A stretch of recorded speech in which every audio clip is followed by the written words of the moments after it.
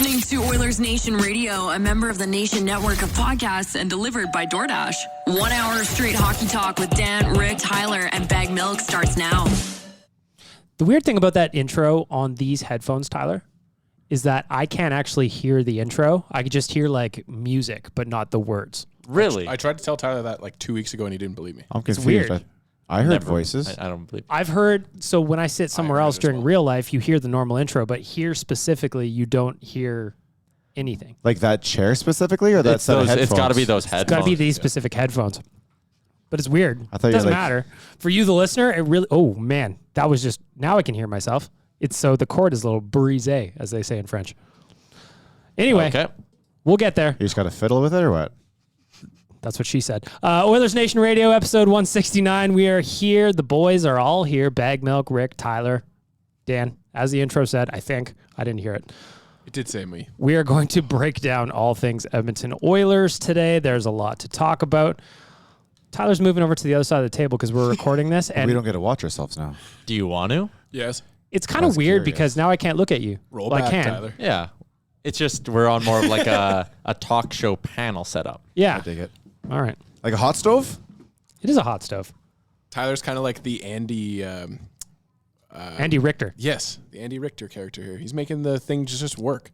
He's helping audio levels. He's producing. I can't hear anything in these headphones, by the way. You got to keep fiddling with the I'm cord. going to fiddle. You're on 1. Dan should be on 2. Rick should be on 3. I think I'm on 4. 3.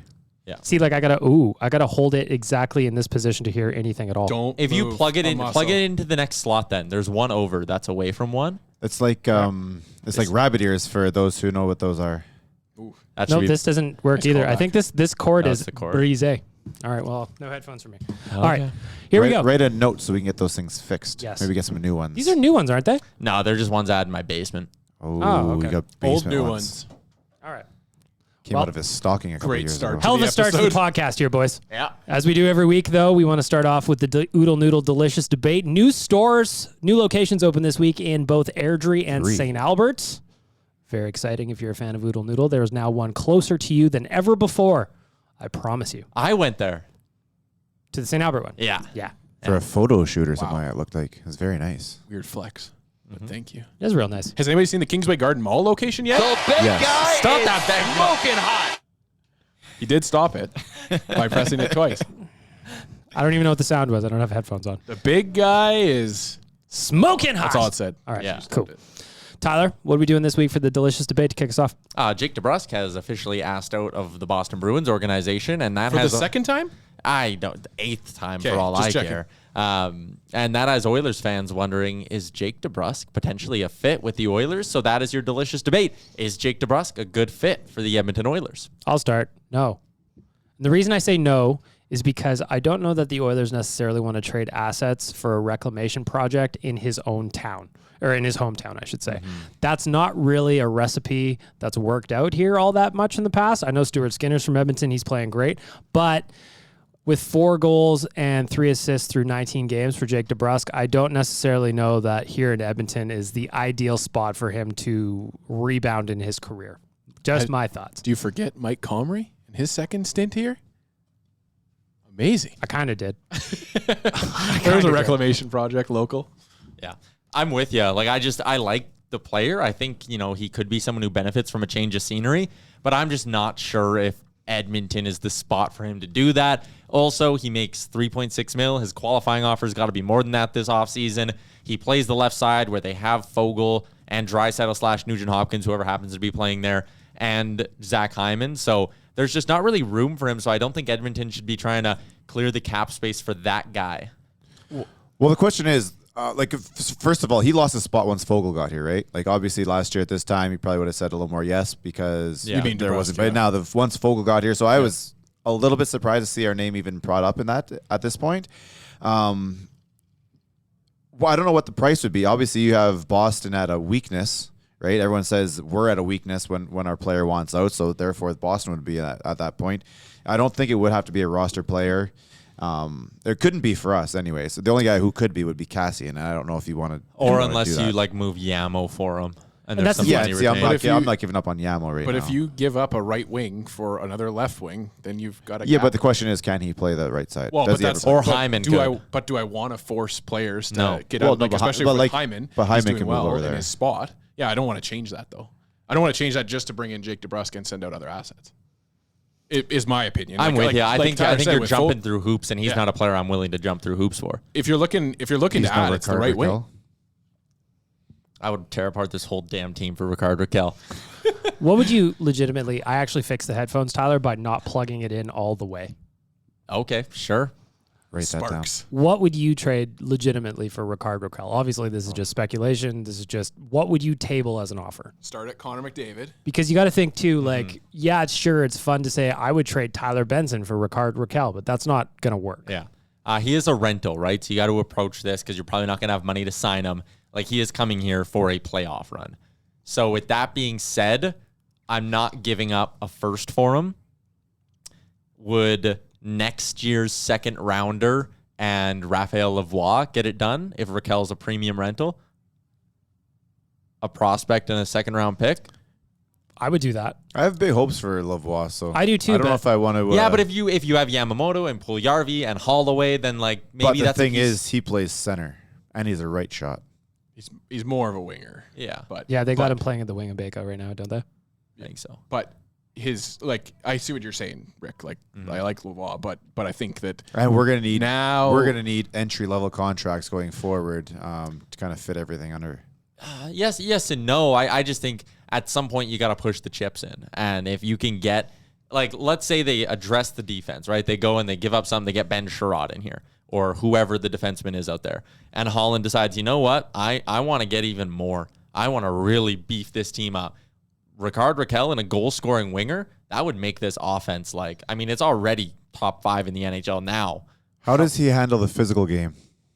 I think he's fine. Would he be able to handle a 7-game series against the Winnipeg Jets? Because that's technically what I was thinking about when they were talking about Jake. As how would he handle a 7-game series against Winnipeg? Because if we're going to bring somebody in, it has to be someone who can handle that type of physicality. Because that's something we're lacking right now. I You wonder do if want there's someone mean. I wonder if there's anyone in Montreal that you might be able to pry away since they're just trying to whatever they're doing over there.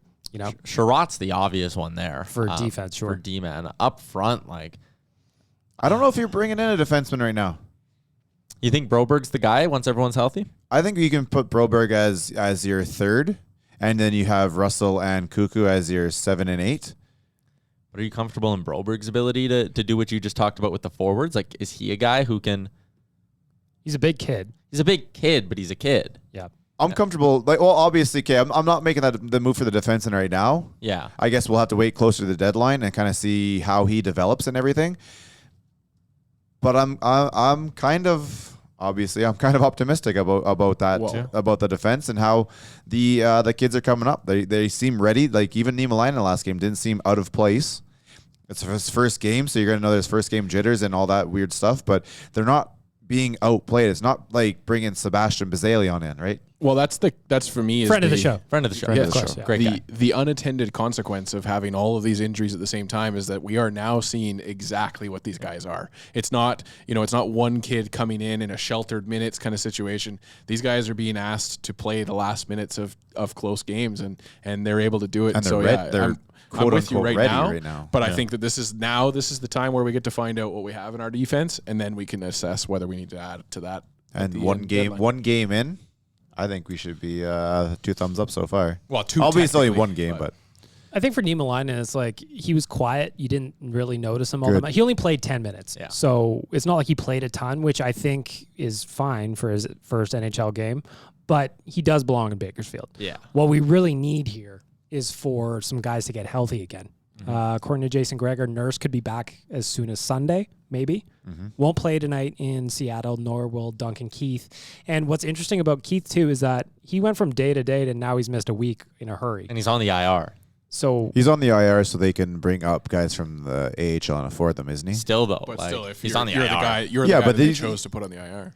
They probably wouldn't have him on the IR.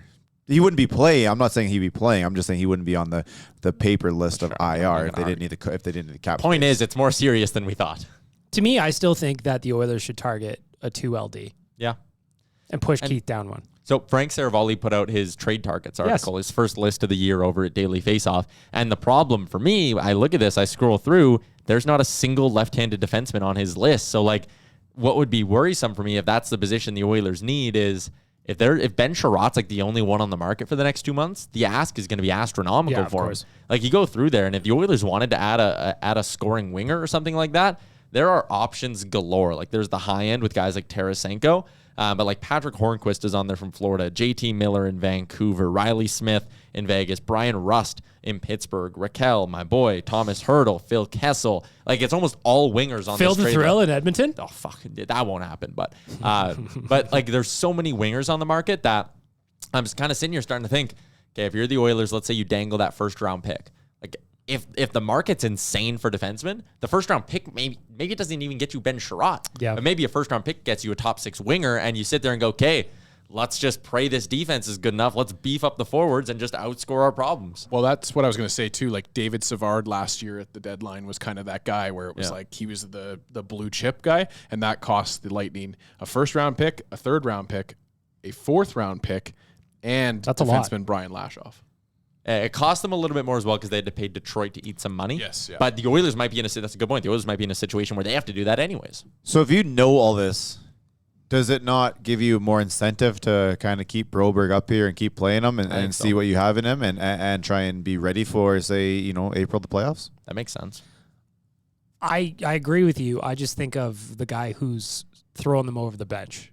And Dave Tippett will always favor veterans over young kids. Yeah. Well, and Not always. See, I get where you're coming from there, but I mean, Bear broke through that barrier a couple years ago. Bouchard's doing it right now, kind of sort of forced, sort of kind of not. But They you're needed asking- him to. But you're Yeah, okay, asking right him- now they did, but even at the beginning of the season when he was the one rookie, he was still kind of taking minutes, Shit, winning minutes. Chris Russell is playing well I right was just now. gonna say too, you're actually. asking him to either bump out Nurse, Keith, or Russell, right? And I like for me, Tyler's right. I don't think I can take Russell out of the lineup right now. He's like For he's- Broberg? He's steady as all Russell's heck. playing really good. Oh yeah, Russell's don't get me playing wrong, 100%. like But I better think than Broberg. Russell's the type of guy you can pull out and put back in, and you're not really going to lose anything out of it. And what you're Except- trying to do is see what what you have with Broberg. I I think Broberg. Russell's a Tippett guy. Yeah. He's just like, I would, if the choice is Broberg or Russell, I think Tip would go with the Cowboy every time. Russell was losing out on that battle last season.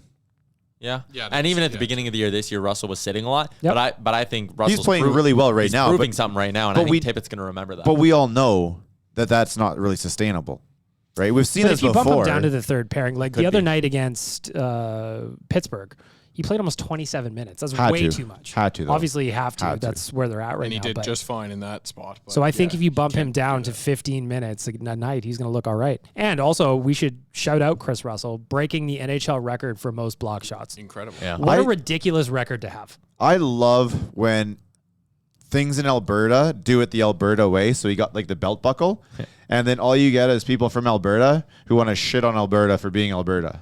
It made me laugh out loud. I to be love honest. it. I This loved is who it. we It's are. just- This it is made what me we laugh. are. Let's Fitting. fucking have some fun with it. I'm allowed to laugh at it, and that's what I did. Oh, he's a cowboy. I love it. It's pretty unreal to me that like he did it and he's just continuing to rack them up like 5 and 6 that night. Like it's just going to continue to go from here. So I love that we're celebrating an NHL record of his, but he's going to absolutely put And that it's- thing into the stratosphere. And it's like blocking shots is a thing. It's a helpful thing. Sure. It's a good thing. Sure, Zach it's, Cassian said it's they're- harder than fighting.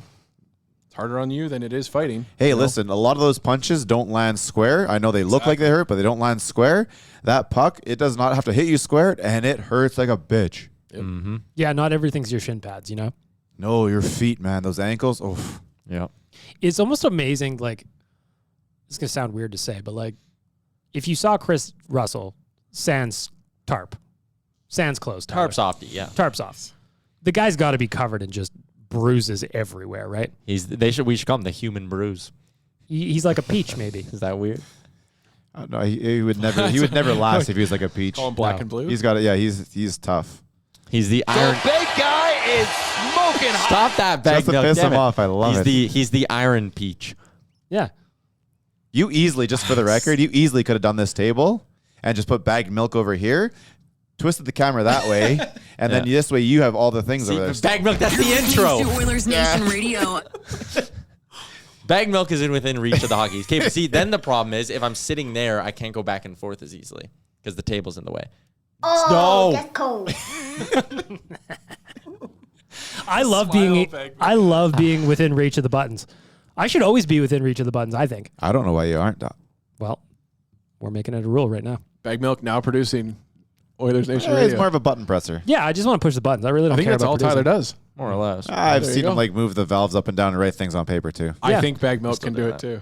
I believe in too would like to move those things up and down. him. I don't know what They're just volume. Yeah, that sounds fun. All right, And the Oodle Noodle bottoms are delicious mute. debate. We're all in Delicious. agreement. No, Delicious. Jake DeBrusk.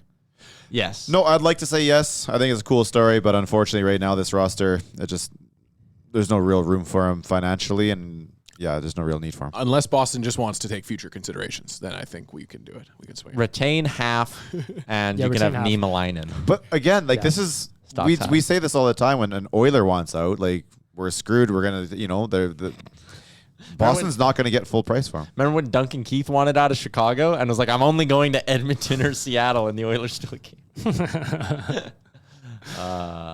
No. Oh, that's cold. You can't keep saying that stuff because what happens if he doesn't come back next year and all of a sudden Mr. Holland's got us an extra $4 million that nobody else can spend? Then he's the genius. Then we'll all look funny. Who knows with that old body? He's already been out a week. That's like getting hit by a car than getting $100,000 in the lawsuit. Like, yeah, you're $100,000 up, but like, I would get hit by Hey. a car if I got $100,000. 6 figures is 6 figures, homie. fair enough. How? So, yeah, you talk to Bag Milk into some of his stonks, Yeah. I'll and throw that in some 6 stocks. figures can go down to 5 real fast. Mm-hmm. It's true. Or it can go up. Mm. Stocks always go up. That's what I heard.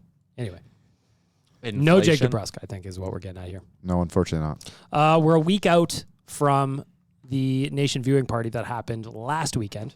We're going to talk about that real quick because we haven't had a chance to recap it yet. We did a little bit on real life on Monday.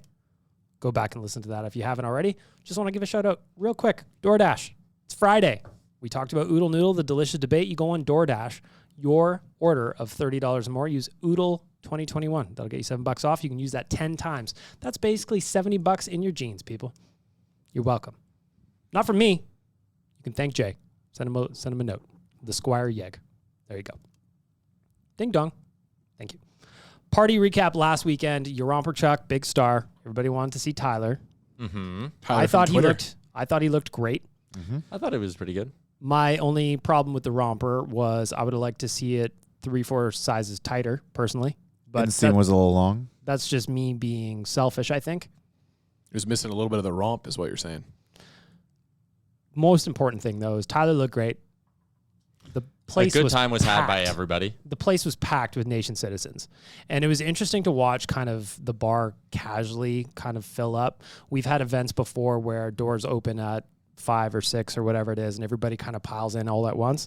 But this time was kind of a gradual build, and it was fun to watch people file in and kind of point around and trying to recognize people from social media that they may not have met before. Like first day of school again? Exactly like the first day of school again. And since it was the first time in nearly 2 years that we were able to throw an event, spirits were high. The vibes were great. 5 o'clock start, which means Tyler and I were happy. Yes.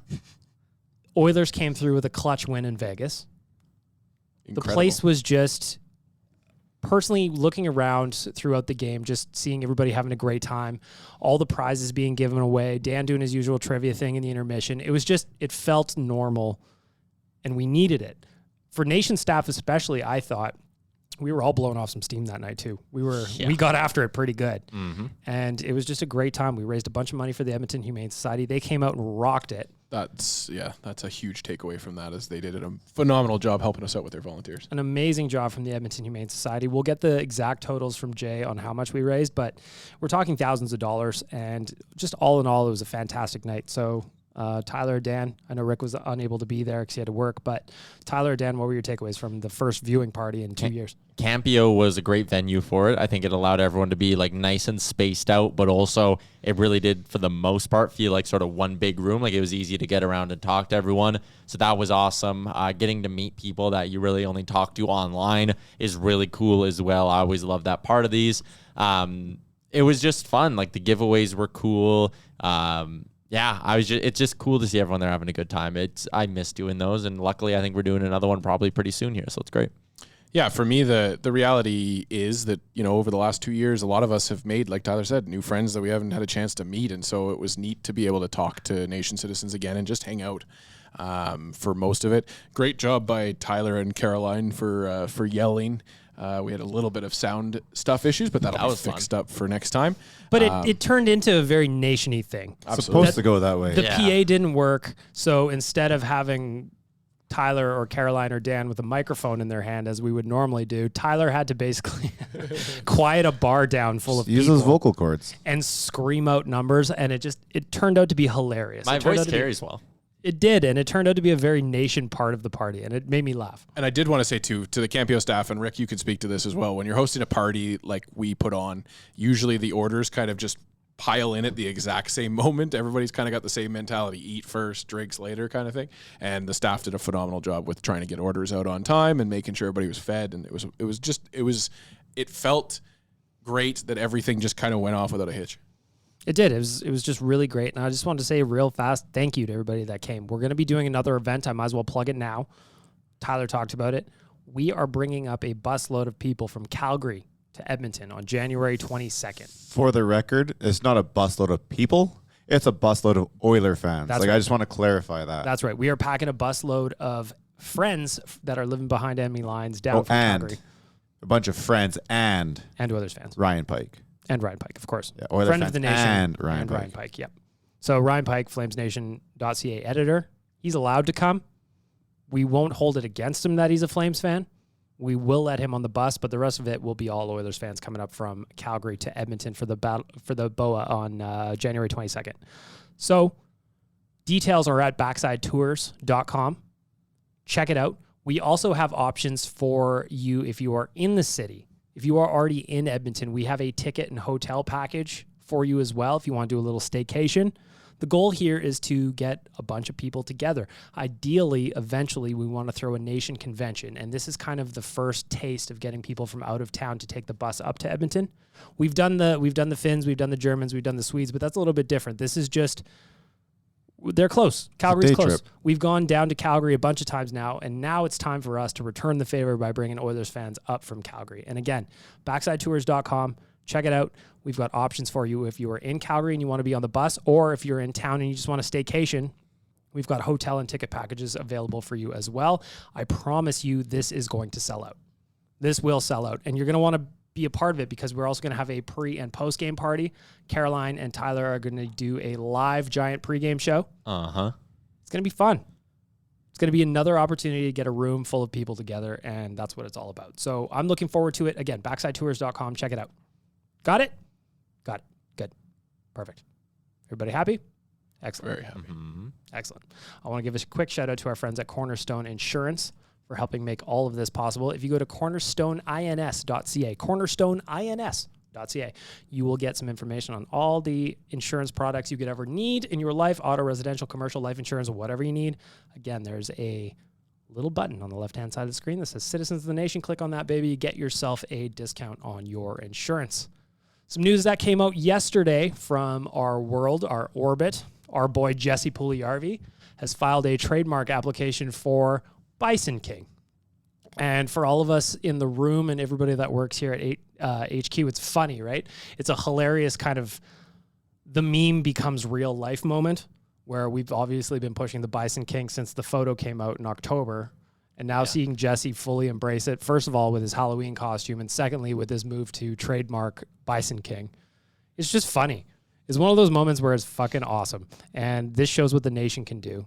And I love that Jesse's embracing it. Yeah, me too. Like it kind of shows he's one of us, right? And it's that unique connection. I talked about that with Draisaitl, right? When Draisaitl did the fucking phenomenal thing, and it's not the same because he wasn't like piggybacking on a nation bit. But when these guys show their personality and show that like they care about the fan base, it's nice. It's endearing. Well, and for me, like, Jesse's one of those guys that a lot of people have hated his nicknames. Even the Bison King people were just hating on it just because. But yeah, for me, it's exciting to see him embrace it and just be excited about something that is completely organic. It just came out of a simple photo that he shared, and here we are. We're still talking about it. It's a phenomenal thing. I just think it's hilarious. Good for you, Jesse. Jesse Pugliarvi, business Bison King. Get that bread, homie. Gotta go get it. Ain't coming to you. You got to make it yourself. Changing gears, I want to talk about the Oilers are still decimated by injuries on the back end. They are missing now 4 of their 6 starters. Their top pairing has combined for about 1,500 games played. After the game against Pittsburgh, their bottom 4 defensemen have combined for about 79. Yeah, and the bulk of those are like Willie Legs, Lagesson. Yeah. who probably, unfortunately, I don't think is a day-to-day player in the NHL. No.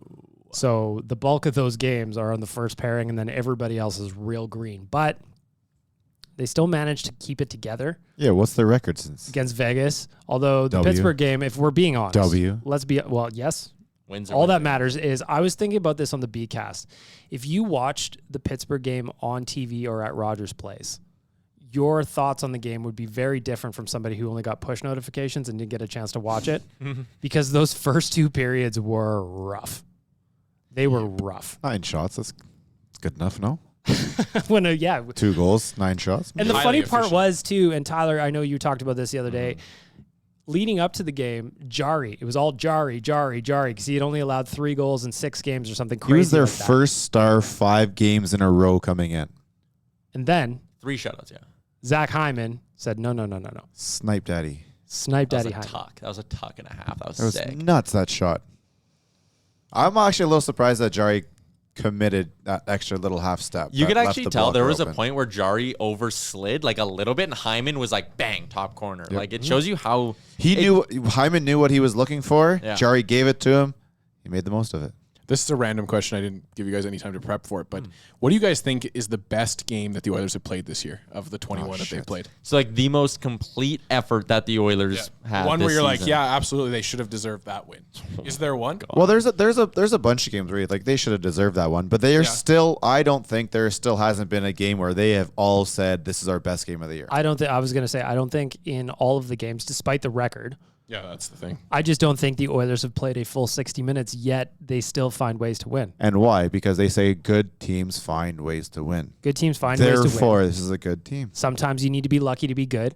Sometimes, like in Pittsburgh, you need your goaltender to steal one for you, which Mikko Koskinen did, in my opinion. That gave the boys the chance to settle down in the third period. He got and them, run it. he got them through the 40 minutes, and the boys came out, and then that last 20, they played like They should have for 60, but they didn't.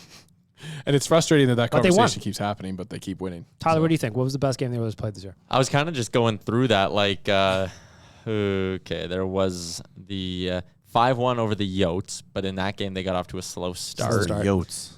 It was also the Coyotes. They beat. Blackhawks game, they absolutely. Thanks for listening to Oilers Nation. There's no reason. I'm mid-thought. That's the reason. The Blackhawks game, they had a good start, but then they fizzled at the end. Yeah, when they beat the Canucks 2-1, that was like a pretty. See, good, I'm also learning now, Tyler. The top 2, those The are first intro, Vegas game. extra, Yeah, and then and then the other ones are my play place. Okay, now I'm learning. yeah. The first Vegas game, I think, was a good 60 That was a good. That was a I pretty believe. good 60. Yeah. But like still, yeah, they haven't played a game where you come away from it and are like, wow, the other team had no chance in that game. That's Like, because their 5-on-5 game hasn't been Great, yeah. fantastic. But then But- you look at a game against the Pittsburgh Penguins, and all 5 goals were even strength. Yep. Well, empty netter with the fifth, but still like yeah. I mean that's a matters. game, and they're just opportunistic. Like their offense is so good that yeah, if you only like they had 3 goals on like 9 shots against Jari. yeah. 2-on-9, yeah. Yeah, like that's insane. It was, I don't know, it was still a good win for me, even if they didn't play their best, because you had the Band-Aid blue line rolling, Yep. and your offense clearly wasn't humming at a volume level,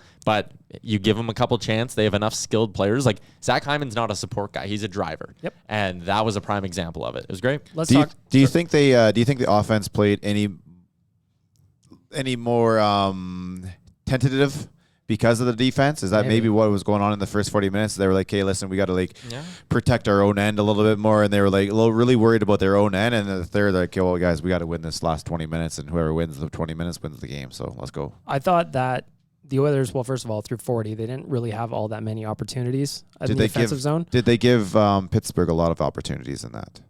Yes. Yeah. The cross ice pass was there all night. Yeah.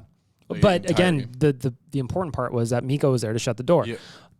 What I was getting to is when the Oilers did have chances in the offensive zone, I thought they were trying to force stuff too much. Yes, that's what I was going to say too. That this team just seems to be trying to find the perfect play, which they can do. But they're and they show that they playmakers, can that's do what it. they do. And I get it, But when you're early in a game and you've had these struggles that you continue to keep having about starts, when you're trying to get that fourth and fifth pass in there, it's just like shooting. So I've been having the same beef with McDavid and Draisaitl because there's so many. Both of them are so good at shooting off the rush that I want them to do it more. And on both of those goals last game, when he's coming down with Hyman, I'm like, just rip it, Connor. Just rip it. Oh, why? Oh, he scored. And same thing with Bouchard. I was like, just rip it, Connor. It's Evan Bouchard. Just rip the puck. Why? Oh my God, another one. Right, it was great. Stick. Yep.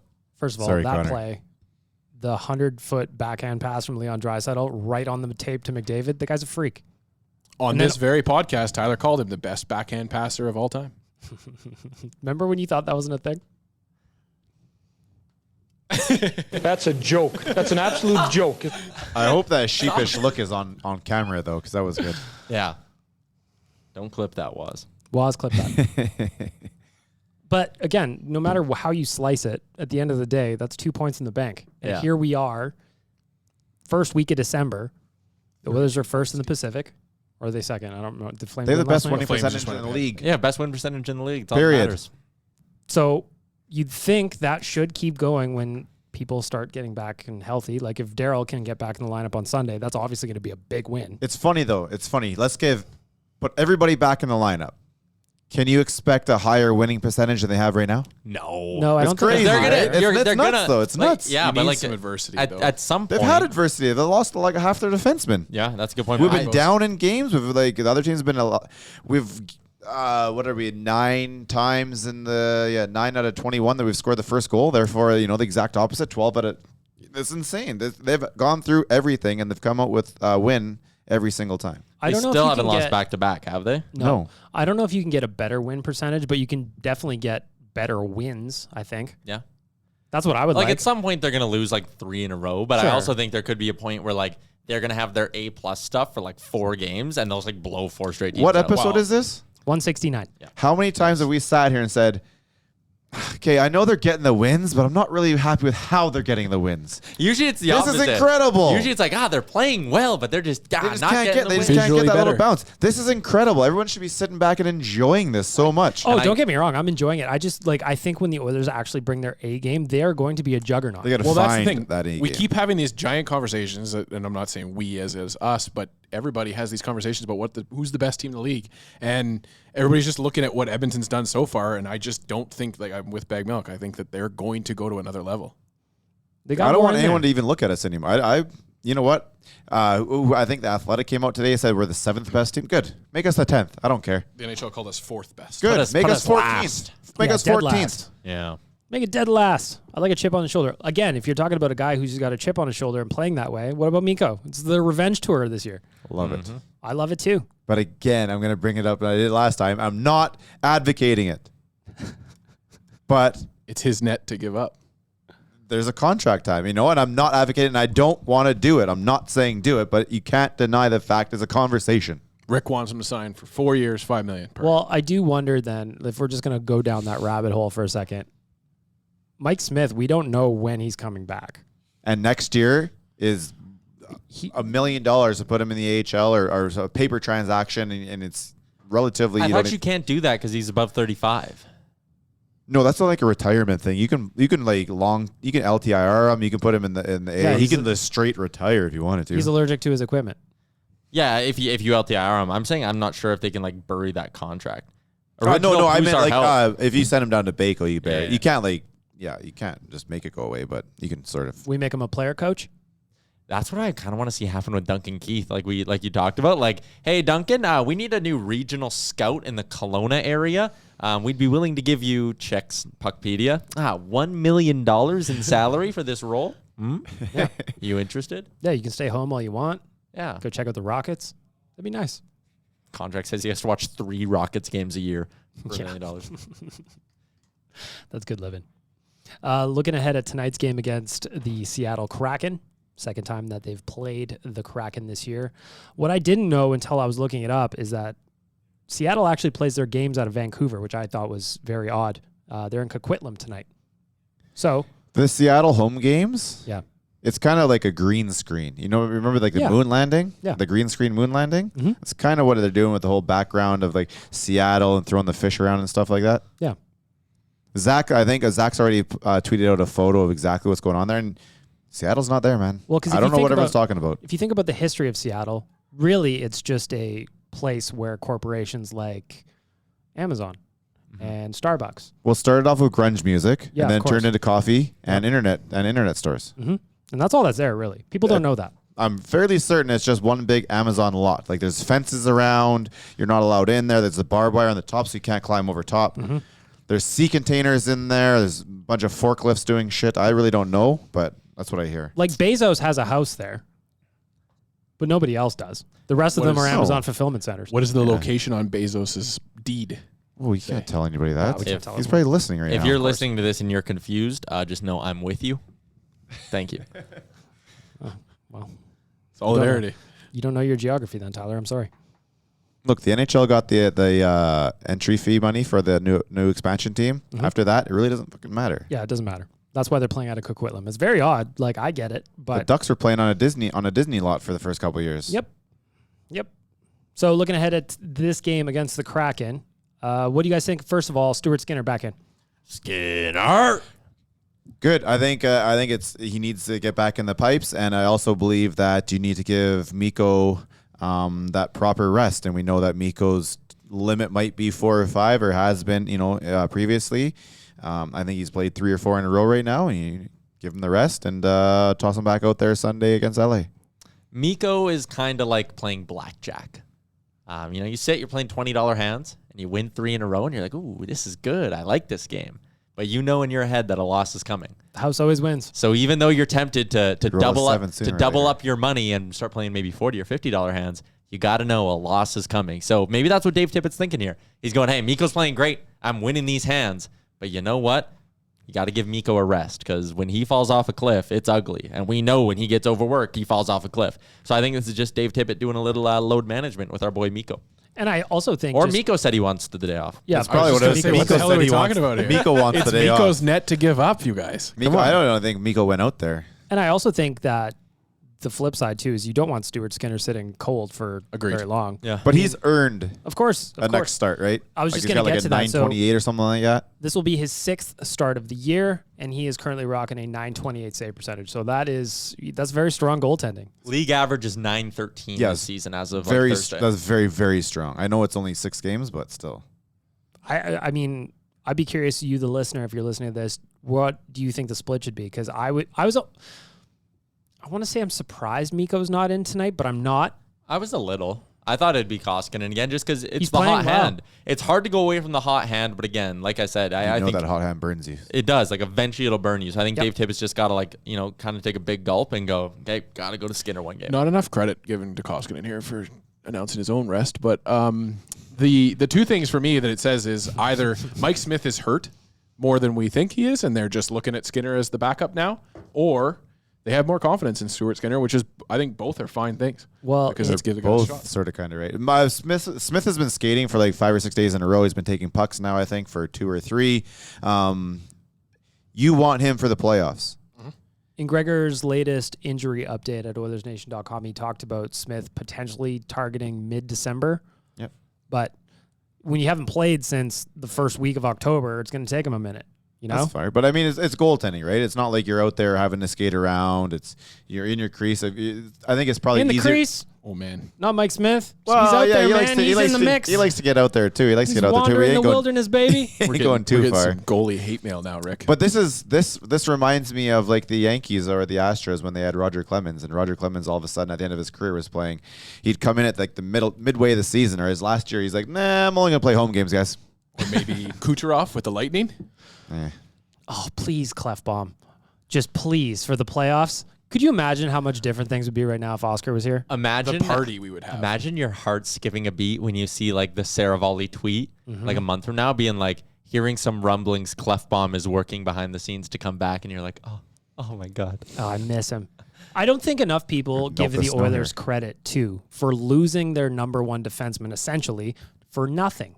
It's not like he asked for a trade. It's not like they traded him and they lost the trade. He's hurt. He's out. And they've filled the hole relatively adequately. Yeah, it's wild.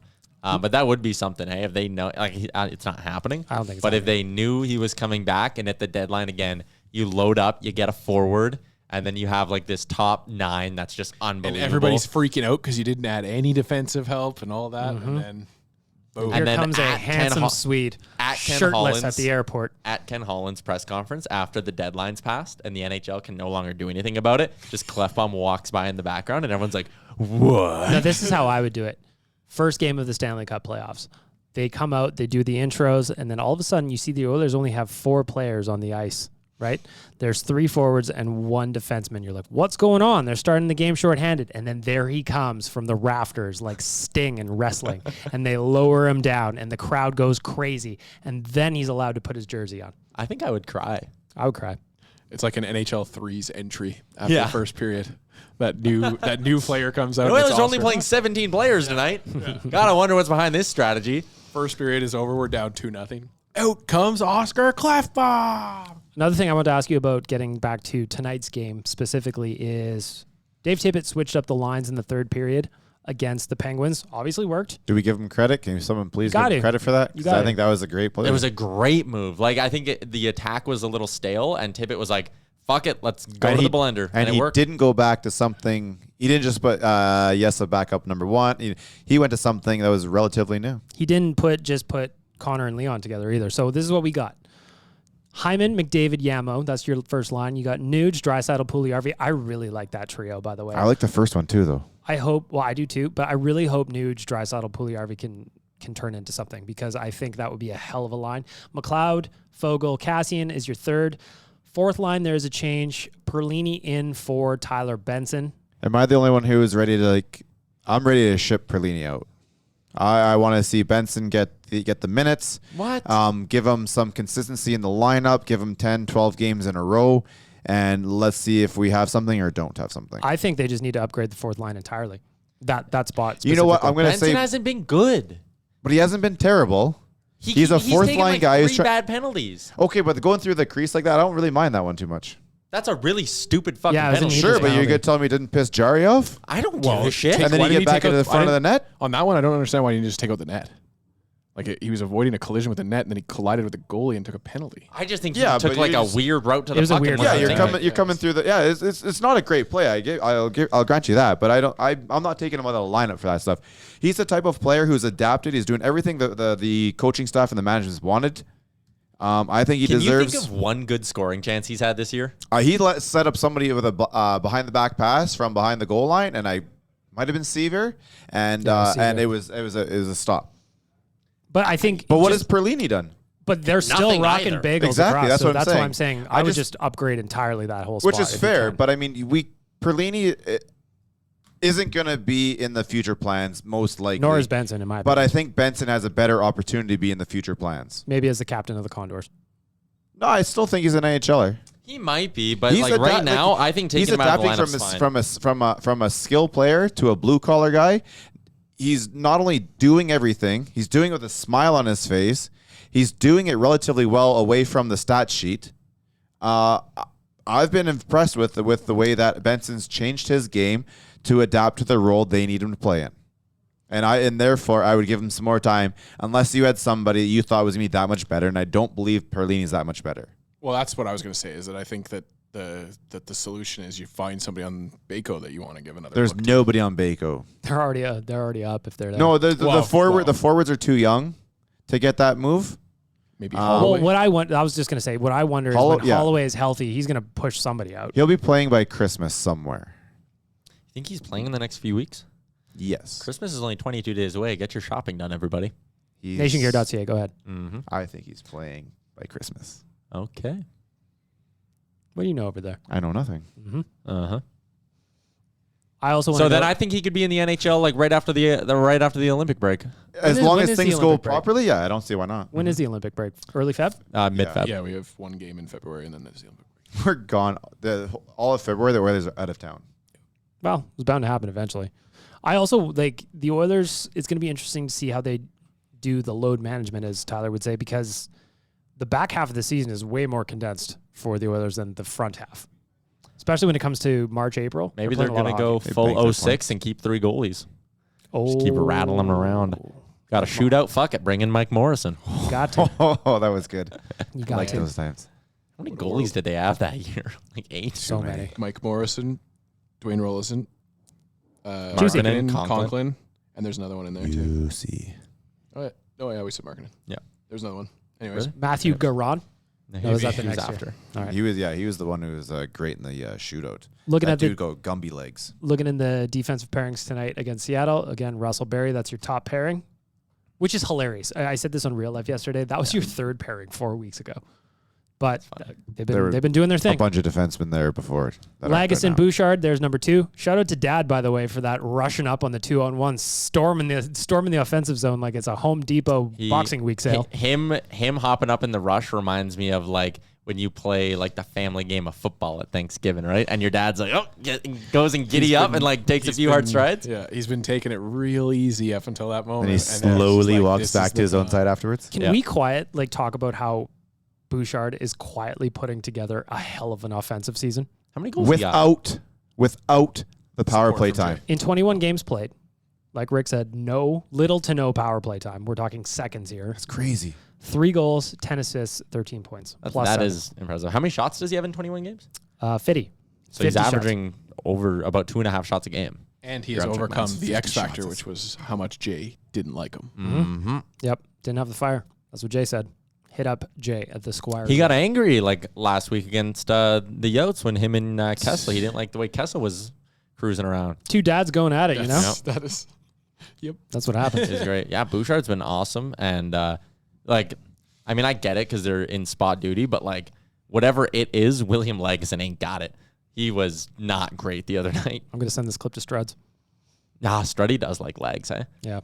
Same thing, like Niemelainen, it was a decent first game, but you can tell like there is a difference between a guy like Russell or even someone like Cuckoo, who's a third pairing NHL D-man, who's played a bunch in the league, and a guy who's been in the American League for a while, because like you can just tell him and Lagesson, they kind of take half a second too long with every play, and it kills them. Everything's so much faster. So in this much league. faster. The guys are so much bigger, so much better. I But there's wonder- also it's your first game. You're a little bit nervous. Tonight's gonna be interesting because not only is it the second game, but they're not at home. They do not have the advantage of last change, right? Yes. As They're in Tonight's Coquitlam. going to be interesting to watch. during the Giant pregame show today, Brad Stepanko said in the Twitch chat, I rattled off the Seattle lines, and he was like, half of those players sound made up. Because like Seattle's got injury issues too. Like Giordano, Schwartz, and Eberle are all day to day, and like that Kraken team is. I was just going to say, they also had an expansion draft issue. So, Yeah, remember when like I look at that Seattle team, and I'm like, okay, they have like basically no one up front who's like aside from Schwartz and Gord and Eberle, but like there's no depth there, and I'm like, this team could have had Vladimir Tarasenko for nothing. Like, what were they thinking? well, when I look at the 2 expansion drafts, when you look back on them, you think Vegas was creating a championship team. Like they were just trying to create a championship squad. Seattle seemed like they were trying to create Vegas. It was like they were trying to duplicate everything Vegas didn't commit to that championship squad till about Christmas time when they went and did. And I don't remember who but told also me I would say- but they went on an Eastern road trip. Yeah, and after GMs that they came home. Derek Englund, sorry, I just want to. Oh, it was you. Derek Englund said it on the DFO rundown like a month or 2 months ago. He was like around Christmas when we were still in the hunt. He was like, we all sat there because a bunch of the veterans were like, hey, we're probably getting dealt at the deadline when we're out of it. And he was like, we all kind of said to each other, like, you know, they're not going to trade us if we keep winning. And he was like, then we went out to the coast and we beat Tampa, Pittsburgh, and Washington 3 games in a row. And he was like, we all sat down. I'm paraphrasing a bit here, but he's like, we all sat down and we're like, just keep winning and everyone's staying in Vegas. But see, that was the thing is Almost like everyone. when Vegas was doing those trades and the transactions, that's when you're starting to, like identify guys that you want and you're going after them and you're trying to. But the pull other some stuff off. GMs were nervous and they were trying not to get screwed. They were overthinking things. And I think that was The the other first thing, time too- that they came into this one and they weren't willing to do that no more. And it's a little chicken and the egg, right? Like, did Vegas go make all those moves because they were winning games early on, or did they start winning games because they made all the moves? You know, And I also think in this expansion draft, GMs didn't make the same dumb trades again. That's just Well, it. I heard That's Francis exactly what it was driving a hard line on the trade, on the offers that he was accepting, kind of thing. Too, Yeah. So Yeah. I was dumb. But it was dumb on his part because like Tyler said, he could have had Tarasenko essentially for free. Didn't take him. And if you look at Seattle, they can't score goals. yeah. You know what they can't do is keep him out of the net. And how much did they spend on that goaltender? Yeah, Grubauer's had a rough go. He's gotten a little bit better as of late, but on the year, yikes. In goaltend and just in goalies, I'm going to say Ken Holland gets an A for not overspending on any UFA goaltender, not overspending, not overterming. You may not like what we have right now, but it's better than the guys out there that we had an opportunity of signing. Would you take Jacob Markstrom at his number right now? That was a different one, but I would. I mean, like, look. I don't know. They have an interesting way of playing in front of them. The I don't fake think if news you play Flames are the just if you riding play it. the style we're playing, I don't think Markstrom's got the same type of numbers. Well, I mean, yeah, their goaltending. He's got the proper coach Their to goaltending make has most of it. Their Like, goaltending Markstrom's- has glossed over a lot of the forward issues that they have. Markstrom's save percentage is .940 right now. Like, that's ridiculous. Yeah, that's coming down. It's going to come down eventually, right? There's a lot of guys on that team that are going to come back down to earth. And Yeah. the Flames are collecting loser points like it is on brand for them. So, What is on Brown? Yep. Loser points for a loser team. mm-hmm. Loser city. Flames are frauds? Question mark. Not question mark. Yes. Exclamation mark. I don't know. I thought I saw their shooting percentage is like 13% too right now, which is indicative of that's going to go up, right? But No, down. No, it's going to Generally. 13% is high. That's high. Oh, for is a, it? for Yeah, a yeah. team shooting percent? That's Oh, That's okay. high. There you go. usually a team shooting percentage they're I think, frauds. would sit around like 10. And the guys like Mangiapane still shooting like 28%. Calgary frauds? Man, are they going to overpay that guy? Oh, I hope they do. That's going to be one of those deals where like the player will never be bad, but the contract will be, right? Like, Sean Horkoff. yeah, Yeah, like Sean Horkoff. they're going to somehow get looped into paying Mangiapane like 6x6. Chris Russell's a great example because people can stand Russell the last few years. This year, I love him. $1.5 million for a guy like That's that. perfect. It's a great deal for Chris Russell. That's more of an indication that Peter Chiarelli is a horrible GM than it was on Chris Russell, because I too would sign a 4x4 if given the chance. Well, how many starfishes have we seen from Russell this year? Can you think of? Not as many. That's like I feel like he's on his feet more this He's year. not as than he has Zamboni been as in the much, I past. agree. All right, let's change gears. For our friends at Buster's Pizza, it's time for Ask the Idiots. We got a quick one this week. Buster'sPizza.ca, you will find all of the franchises. They've got them all over the city. I promise you, whether you're looking for a donair, whether you're looking for pizza, whether you want wings, they've just got, right on the front page, I'm looking at the big meal deal. Matzo sticks? Do they have matzo sticks? Garlic cheese sticks. I see garlic cheese sticks. How does that tickle your fancy? That's quite well, thank you. How's this? 14-inch two-topper, garlic cheese sticks, side of wings, and a Pepsi? Come on. Come on. Pepperoni and bacon, thank you. $29.99. Delish. Shout out to Buster's Pizza. We're going to start Ask the Idiots. Again, if you want to be involved in Ask the Idiots, just fire me a question in my DMs. The boys haven't seen these yet. Dan, no peeking. Nope. So we only got 3 this week, boys. So we're going to kick it off here. First one, I'm starting with you, Tyler, at the end of the table. Okie doke. Is Dave Tippett on the hot seat if the Oilers are bundled out of the first round again? Yes. I think if they could win the President's Trophy this year. If they don't get out of the first round of the playoff, season is a failure, and that would put Dave Tippett on the hot seat. Maybe not for a coaching change this summer, but there would be a lot of pressure on them early next year to get off to a great start. This season's a failure if they don't go on a playoff run. And again, they could have 130 points in the regular season. If you flame out in round 1, it don't matter. So I'll say yes. Rick? As long as they lose the same way they kind of lost in those games before, then yes. If it's some sort of thing that's out of the coach's hands, maybe not. But in all likelihood, yes. Dan? I'm with Tyler and Rick in saying that yes, but I also am with Tyler in saying that I think we have a lame duck coach in that situation, and it's just kind of waiting to see what next season brings.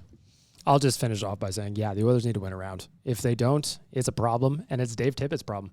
I agree. I don't necessarily think he'll get fired, but if they have a slow start, he could get Todd McClelland out by Christmas. I also Holland, is this Holland's first coach? Yes, Yeah, so the GM almost always gets 2 coaches. So at yeah. least, yeah.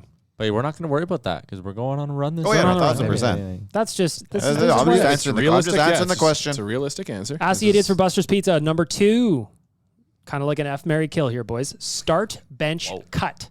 Start, bench, cut. Cody Ceci, Duncan Keith, Tyson Berry. Start CC, bench Barry, cut Keith. Rick? Yes. Same as answers? Yes. Dan? Start Barry, bench CC, cut Keith. You said cut way too excitedly. I don't like how you did that.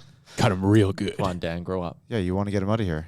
He'll wish I never cut him so good. I'm with Tyler in the sense that Cody Ceci's been a really nice surprise for me this year. Yeah. So I'm starting Ceci. What's more fun, the fact he's doing that, or there's a lot of people out there eating crow about it? Oh, I am. I 100% am. Sure. That's still, I love this And to be part. fair, like 4 years is probably still way too much. Oh, way too I long for Cece. agree with you 1,000%. The length of that contract, He's a top 4 D-man. I he's didn't playing think I'd be saying that. very well rated. But here's the thing too: is at least the people on this podcast, when you fuck up something like that, you will say you're wrong. You know. When I say you people, I'm usually referring to like Twitter and Twitter people. Twitter is just I a disaster. love sitting back and watching some of the louder voices be wrong.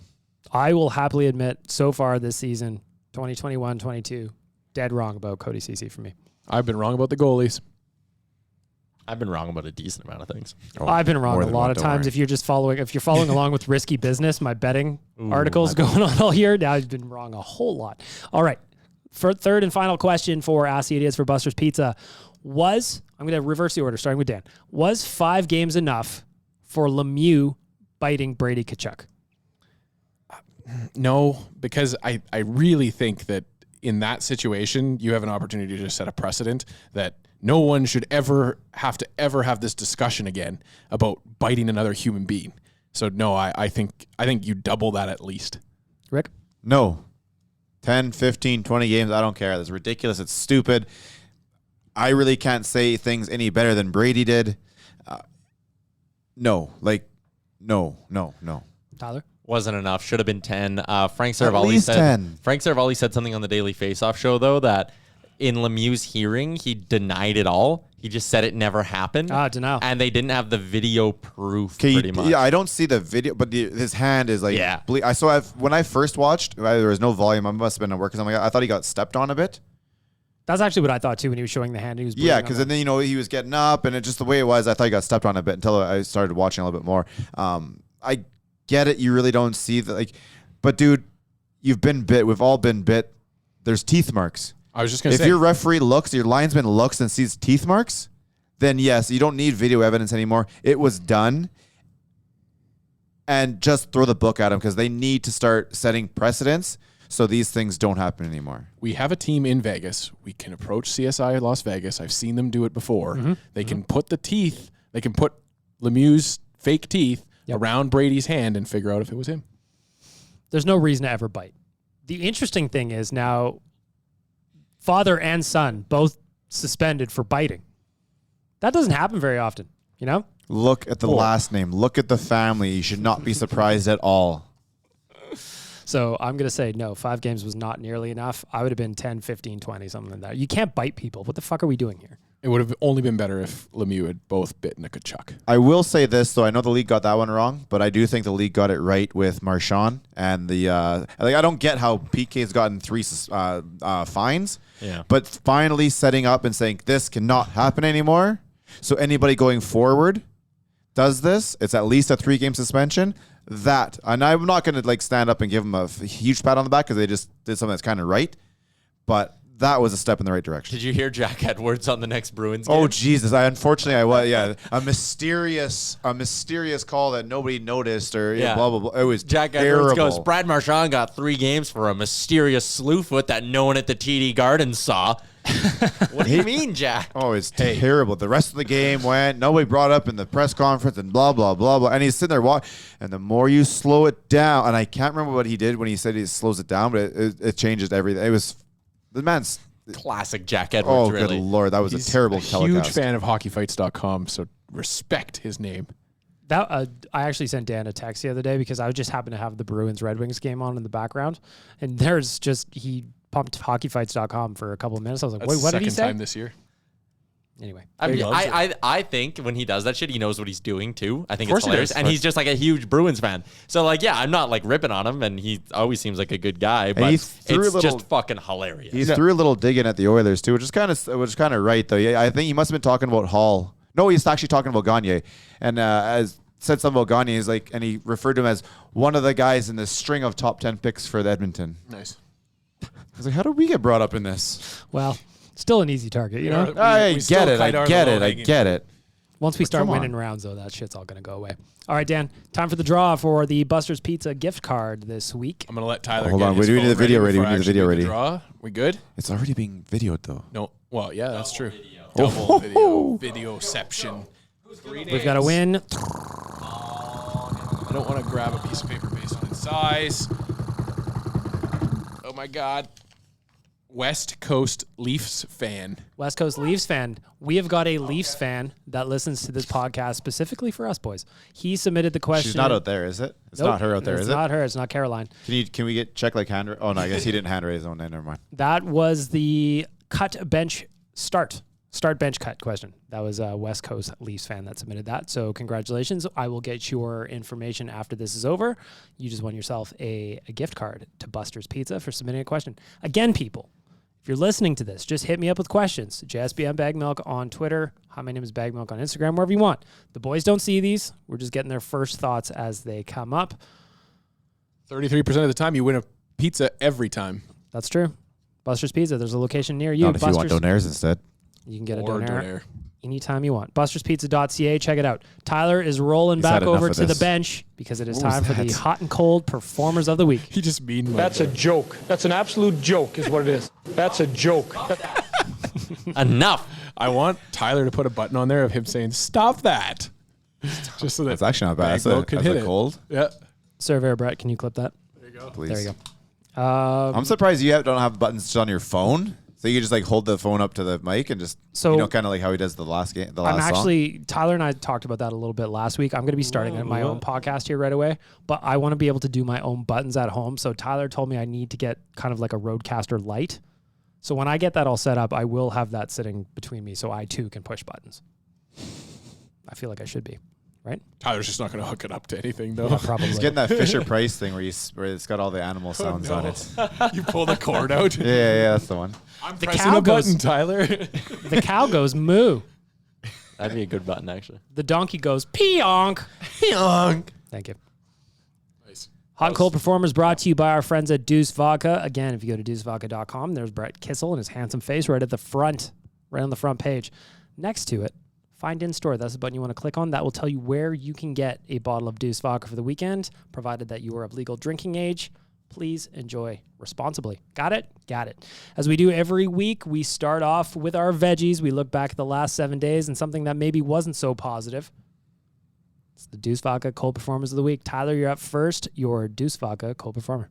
I was going to go Benson, but we already hit on that, so I'm going to change it up a little bit. And usually I love when teams get bold and different with their jerseys. But those Nashville Predators Smashville jerseys, so bad. They're so terrible. They're so bad in general. They just font, all of it. It's their no. What do you have against guitar picks? That's Cold Performer Preds jerseys. What the hell is going on? The Predators just want to have a, coast to coast in their franchise history of having horrible jerseys. That's their goal in life, it seems. Rick, you're next up. Deuce Vodka Cold Performer of the Week. We're going to change sports here.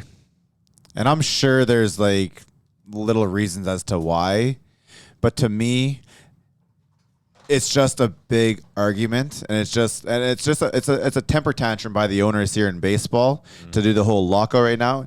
It's like neither one of these sides can sit down and get a deal done unless it's at the last moment, right? It's kind of like watching the Oilers play a long time ago when they wouldn't come out to the third period, and they're like, "Hey, what the fuck was this in the first two periods? You guys are all grown-ups. You're all doing the same thing. Fucking get that deal done." And don't bring this blemish to you right now. This CBA bullshit annoys the piss out of me. So it's going to go to the owners of baseball right now. We have been hoodwinked, bamboozled, led astray, run amok, and flat out deceived. The funny part is I'm doing the lockout days after the Max Scherzer contract, which is just bananas. Yeah, the owners, Rob Manfred says there's nothing more negative in the sport than when players leave a team in free agency. Days after the owners spend $1.5 billion on contracts. It's what the Nation Dan, you're next up. Deuce Vodka Cold Performer of the Week. My Deuce Vodka Cold Performer of the Week is going to go to the PEI Hockey Federation Association, whatever they call themselves, for their part in a young man named Mark Connors, a 16-year-old boy who's been dealing with a lot of racial discrimination and a lot of bullshit since he was 6 years old, playing out of Halifax and the Halifax Hawks. Huge credit to the Hawks and the organization for what they've done since then. But Prince Edward Island and your hockey fans, you need to figure some stuff out. So you're my Cold Performer of the Week. Worse. Wrapping things up on the negative side, my Deuce Vodka Cold Performer of the Week are the roads in residential Edmonton. Oh, terrible. If you were driving around in the city outside of the major kind of roadways, it is a absolute adventure out there. I think we need to adapt. Go ahead. Everybody saw the Twitter video last night of the guy from St. Albert who had his skates on. Just ruining. He's like, I said I could do it, so now I'm going to do it. And he was legit. He was out there. He's gliding. He's getting some strides in. Like, I know it's probably a little bit too close to the old blades, but if we could do that, man, sign me up. Let's turn the bike lanes into skating lanes. Oh, I like that. We had a mayor once that campaigned on having the roads flooded and have everybody skate to work. Oh, that'd be nice. You're as cold as ice. Oh, that's a good one. I actually don't remember his name. Was it now Bill off the Smith? top of my head. No, it wasn't Bill Smith. I'd sign up for that right now, though. I was walking Frank Saravalli yesterday outside my house, and the little road in Did you have to front clean of up my after? place. Yeah, always. It's just the bags get twice as big. I watched cars just sliding sideways, and there was nothing happening. They were just spinning. It's weird out there. Insanity. Drive carefully, people, especially if you're in Edmonton and anywhere, no matter what. All right, Deuce Vodka Hot Performer of the Week. Let's end off the podcast with some positives in our life. Nation Dan, let's reverse the order. Your Hot Performer of the Week. 2,000 plus pieces of vulcanized rubber have hit this man's body, and he set an NHL record for it. So, Chris Russell, you're going to get my Hot Performer of the Week. The big guy is smoking hot. See, this is what happens when you play all the fucking buttons during the show. It's like the fourth time we've heard that. Can you not push Did my you have buttons, new please? buttons? Whatever. Yeah, can't you shift those down into different buttons? Yeah, just don't push my buttons. That's all. That Yep. one doesn't even do anything. Nope. Don't tell him how to fix my issue. No, I figured there's 8 buttons there. There should be like a shift button, and it turns into 16. Or he just embraces me pushing the buttons. That's I'm really down the with it. answer. That's really the answer. Rick, you're next up. Deuce Vodka Hot Performer of the Week. This one goes out to a little story I found out about. I think it was yesterday, maybe the day before. But there's a football team out in, I believe it was Michigan, and the coach told me you should start a iPhone Messenger group or whatever like so that. And the funny. one kid is like he put his buddy in there, but he missed it by 1 digit. That digit turned out to be Super Bowl winning player Sean Bunting Smith. Yeah. Sean got in on the conversations. He FaceTimed these kids, then took them around the locker room and introduced them to like everybody. And one of the kids, okay, we need Tom, and he got Tom on there. So it's just these weird little things that turn out like all these kids now are massive Bucks fans, and I just love seeing those things come together. I love that stuff. Feeling hot, hot, hot. Feeling hot, hot, hot. So I'm going to start at 1-1-1-1-1-1 and try and get Connor McDavid by That's the end. what, Well, I that's what we were wouldn't start joking about on 1-1-1. Real Life yesterday. We were like, we should make a bit out of Wanye just FaceTiming random people until an Oiler picks up. Connor? Got it? Could Connor, you you there? imagine that, though? Like, you're trying to call your buddy, and all of a sudden you're in the Bucks dressing room? Yeah. Well, it's funny though because he is from Michigan, so he has a local number still. Because they still did the area code, yeah. and I don't know which of the 7 digits it was off, but they just happened to get him, and he's a Super Bowl winner. And all right, well, let's just go around and meet everybody. Here's Gronk. Now think about, like, for the buddy, too. Like, just knowing that your phone number is 1 digit off from an NFL player. But also then that You buddy, weren't in the group chat. he wasn't there. Like, that kid's my son. He's like, God, the guy said they were going to FaceTime me at 1. What's going on here? And your friends are all having the time of their lives. That's the old press conference. You're the one there is not smiling. Yeah. Tyler, your Deuce Vodka Hot Performer of the Week. First off, little shout out to the Oodle Noodle in St. Albert again. That's life changing for me. But my hot performer is going to go to Sidney Crosby for taking some time while he was in Edmonton to go chat with some of the Edmonton Oil Kings at Rogers Place. It's one of those things like those kids, man. You're just warming up and Sid the kid walks over. That's cool. That's something you remember for the rest of your life. It's cool. It's really cool. But those kids run into Connor and Leon every day. Still, it's I know. Sid, Don't get me it's wrong. cool. Don't get me wrong. But it's a lot different now that Connor and Leon are here. 10 years ago, Wow. that's Nope. something, right? Didn't But shit yeah. on your thing, Rick. This is why I'm hot. I'm hot cause I'm fly. You ain't cause you not. Extra bonus cold performer of the week to Sidney Crosby's outfit. He looked like he was wearing a suit that was off the rack, or he borrowed one from his dad. He might have been. The guy's been in the league a long time now. Got the old Ken Holland drip. He's still taking him from Mario's house. Yeah, it looked like he wore Mario's suit. The shoes were weird. The outfit was weird. Crosby, come on, baby. I don't You think made he's him- much of a fashion. Fashionista? Yeah, he's not Jay Downton. Well, maybe he should consult Jay Downton and ask for some tips. Will you get some Uggs in those? Uggs, yeah. Or at least a fitted suit. Come on, Sid. All right, just to wrap up, my Deuce Vodka hot performer of the week is actually Tyler, because today Before we started recording this podcast, I learned that eggs are dairy, which I did not know my entire life that eggs actually came from cows.